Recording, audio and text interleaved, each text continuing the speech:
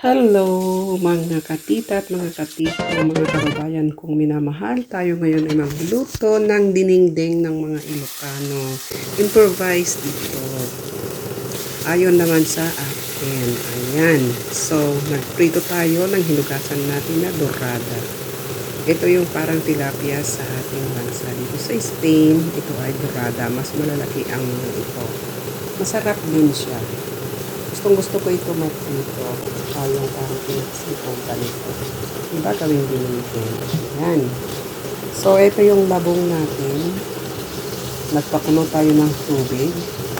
At noong kumulo na, nilagay natin yung ating labong. At the same time, ginagawa rin naman natin itong pagpiprito natin ng ating dorada. Ayan. Maliit lang. Dito ko lang siya prinito kasi ayoko siyang tumalsik. Pag tumalsik-talsik kasi doon sa palayok ko na maliit, manipis, ay syempre hindi rin maganda. So eto, ipiprito na lang natin siya. O kaya pwede rin naman yung inihaw. Diba? Yun. Pwede rin iyon kung iyon ang inyong gusto. Nasa choice lang natin iyan. Pero dito, ang gusto ko ay prito lang siya. O diba? Kunti lang naman na mantika yan. Habang niluluto natin yung ating pinapakuluan natin yung ating labong nandun sa isang pistola sa katabi. Mga kwan yan, mga 20 minutes. Pero ito ay nilesen ko na lamang naging 15 minutes dahil nga ito ay nanggaling na sa aking kapatid. Mega love shout out sa aking kapatid, mahal na kapatid. At Erolyn Basilio M.A. Thank you sa pag-send mo sa akin ng labong at sa pagkuha naman ng aking anak na si Mark Lander. Kaya merong niloto ang kanyang tita at pinadala dito kay Ate Helen na bumalik naman dito sa Spain. Ay, kay Ate Shirley pala. Itong labong kay Ate Shirley. Yung saluyot kay Ate Helen naman pinadala. Dalawa kasi sila magkasunod na umuwi doon sa aming lugar. Si Ate Virgie sa naman kasi siya sa Burgos. Mas malayo ng konti nandun naman sa aming mismong barangay si Ate Shirley at saka si Ate Helen. Kaya ayan, for the first time na ako ay makatikim ng labong dito sa Espanya at magluto ng labong. Ang sarap.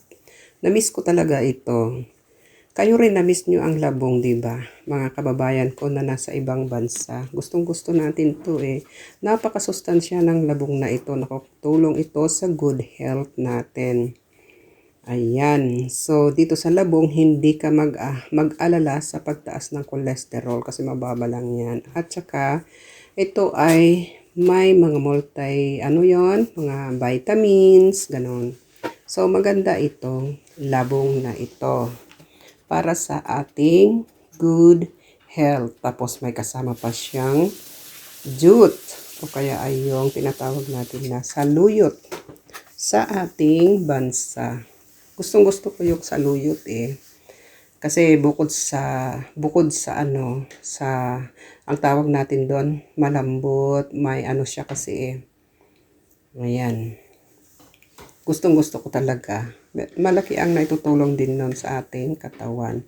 So, ayan, nagpakulo na tayo ng tubig. Tapos na yung ating labong. Ngayon naman, magpapakulo tayo ng tubig. Pagkatapos nun, ilalagay ang ating luya. Nilagyan ko ng luya kasi ang luya, nakakatulong yan sa ating katawan. Antioxidant din yan. So, maganda ang luya. And then, naglagay din ako ng tawag nito, seboya. So, seboya na white ang aking inilagay.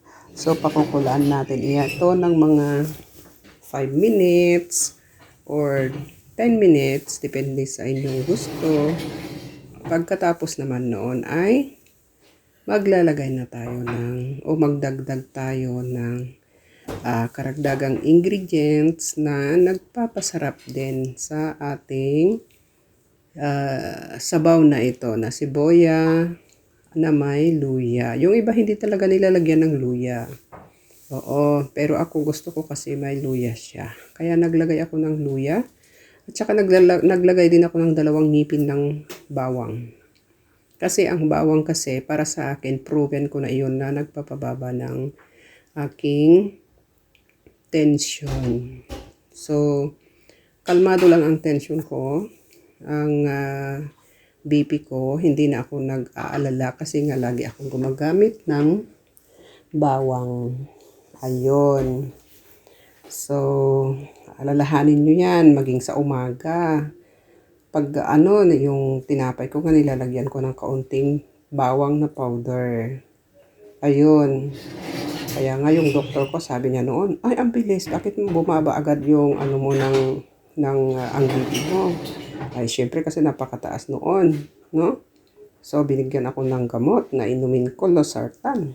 Losartan kaya ang ininom ko.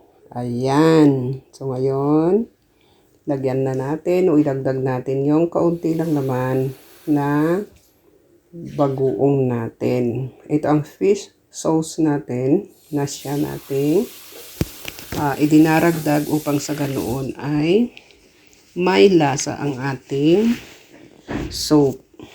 Okay, yung sibuya natin. So, hindi na natin kinakailangan na maglagay pa ng nor cubes, no more. Kundi o kaya asin, kasi may asin na rin ito. Kunti lang naman ang ilalagay natin. Ngayon, mas maganda yung konti, sabi nga nila. Kaysa naman, maglalagay ka ng maraming-marami. Tapos, ang alat-alat na pala. So, it's not good.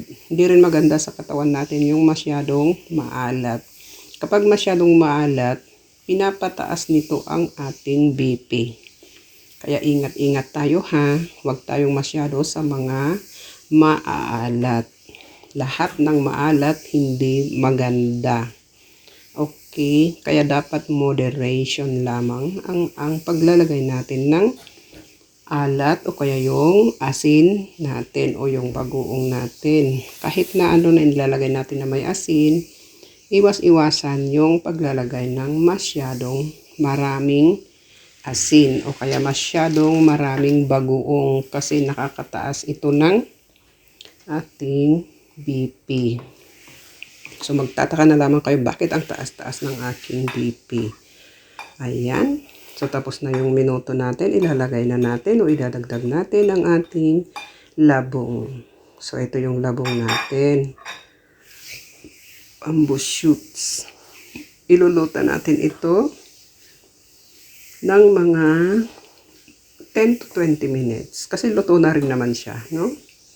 So, 10 to 20 minutes, ganon. Ang pagluluto natin dito sa ating labong. Mas gusto ko rin naman kasi yung medyo luto ng konti. Yung hindi siya yung matigas-tigas. Diba? Ayan, takpan. At hayaan lamang na maluto ito.